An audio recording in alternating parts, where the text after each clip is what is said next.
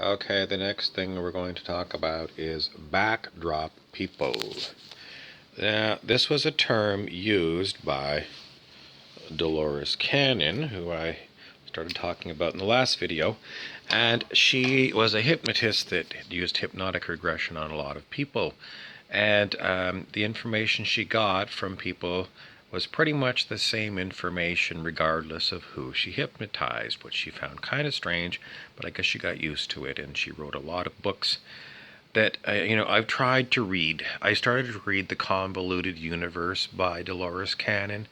I got the free sample from Kindle like I normally did, and she is unbelievably long-winded, Dolores Cannon.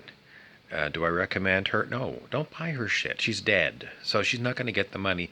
But is it worth it? No. I mean, you could watch her videos. You pretty much get the most out of it from watching her YouTube, because her books are just like chapter after chapter of setting it up.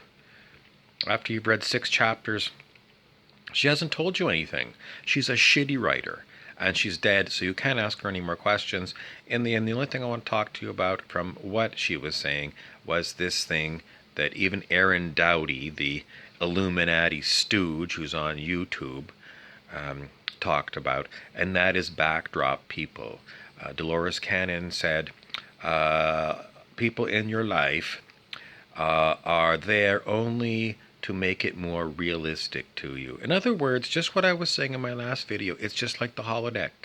Because that's what, Captain Picard would go into the holodeck, and there'd be a bunch of holographic, apparently human, in the background of maybe a bar that he went into. But they were just holograms. They weren't flesh and blood humans. And that's what Dolores Cannon got from her hypnotic regressions.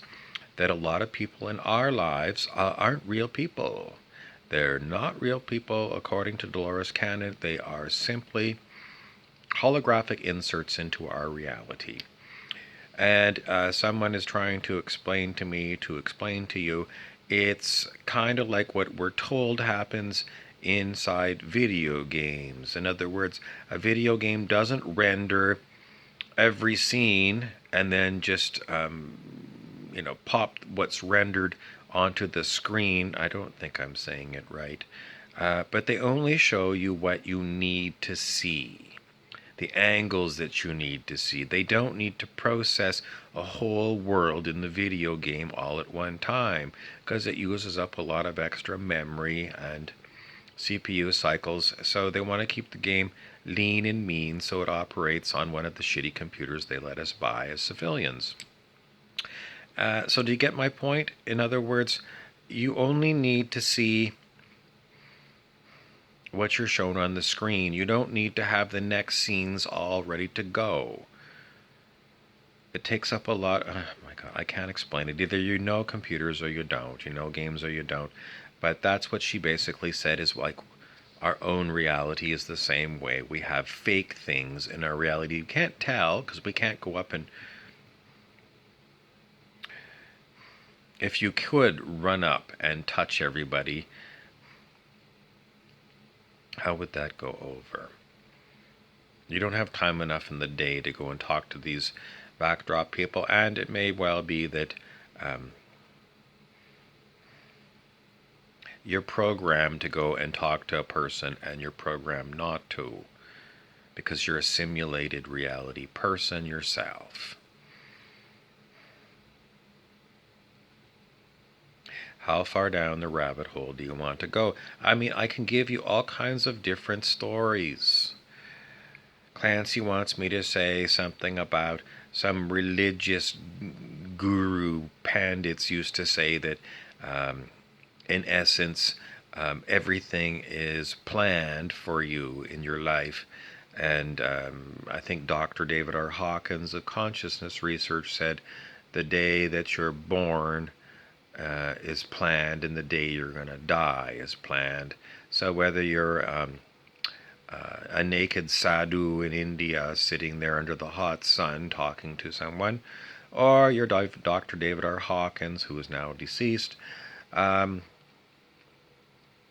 maybe it's true. Maybe your whole life as what you think is a flesh and blood human is what the sadhu. In other words, they're spiritual people in India, or Dr. Hawkins says, or Dolores Cannon says, in essence, you are a simulated reality person, and you think that you are choosing to do what you're doing, but you're not. And my associates, those are the ones that I hear in my mind. When they first came to me, they said Rumpelstiltskin, primarily the first one that came. You are living in what is known as a data tape. What does that mean? It means that your life is already pre-programmed to happen. Everything that's going to happen to you already happened.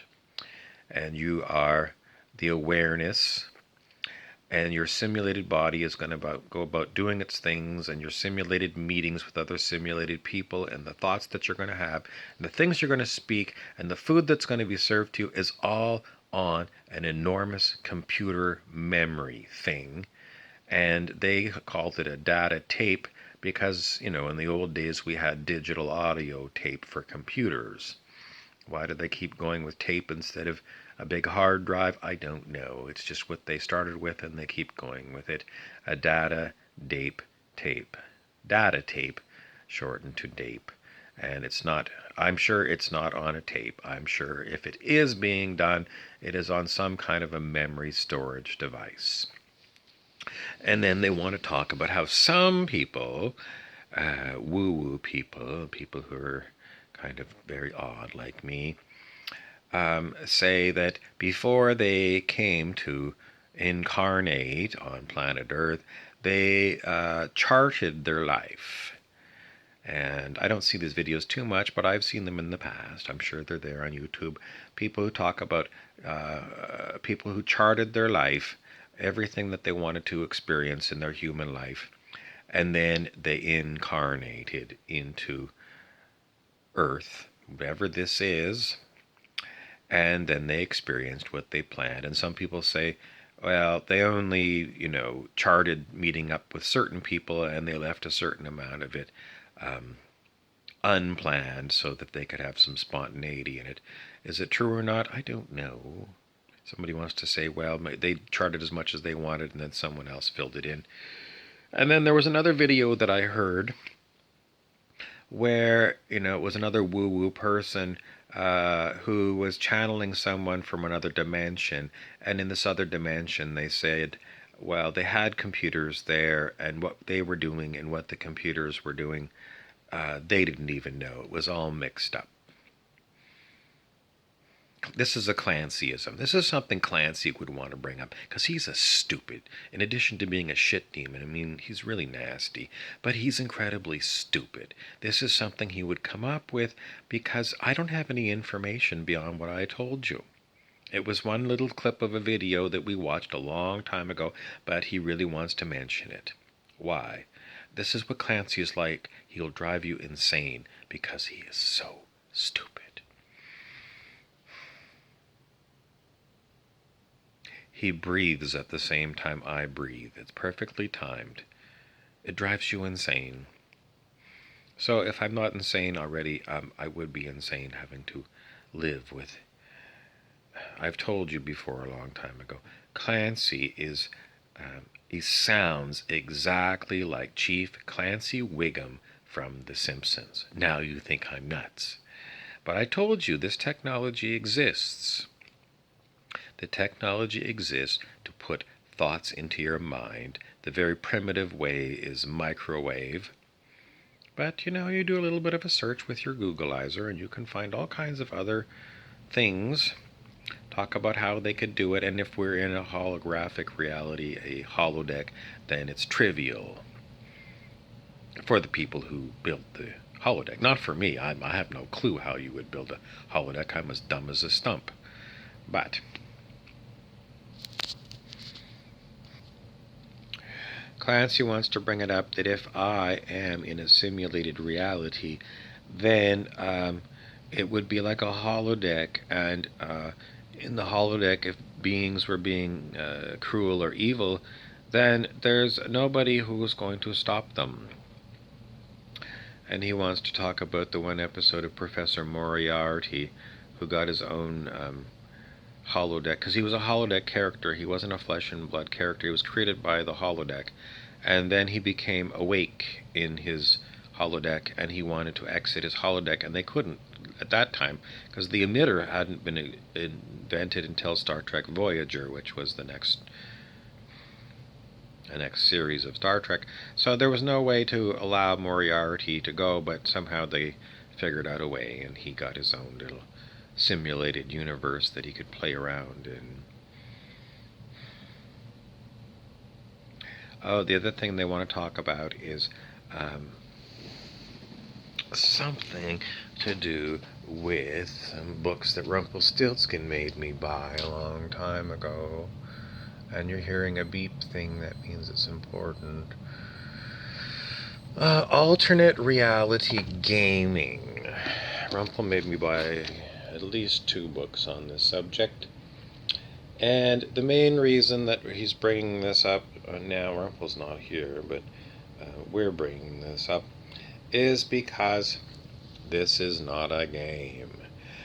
And these alternative reality games could be done by big corporations that really want you to get involved in their creation, which, it might have been Rumpelstiltskin and the TV show Once Upon a Time, because I had to talk to Rumpelstiltskin the same way that I talked to Clancy in my head. And, Rumpelstiltskin was a major character in that TV show. So is it some company like ABC that created some kind of a tie-in to the B666 computers to send by scalar wave technology Rumpelstiltskin into my head? But Rumpelstiltskin never said anything about the Once Upon a Time TV show. We discovered it a long time later. So if it was a tie-in to that TV show, well, the TV show was shitty. We watched, 7 episodes before we gave up because it's really boring.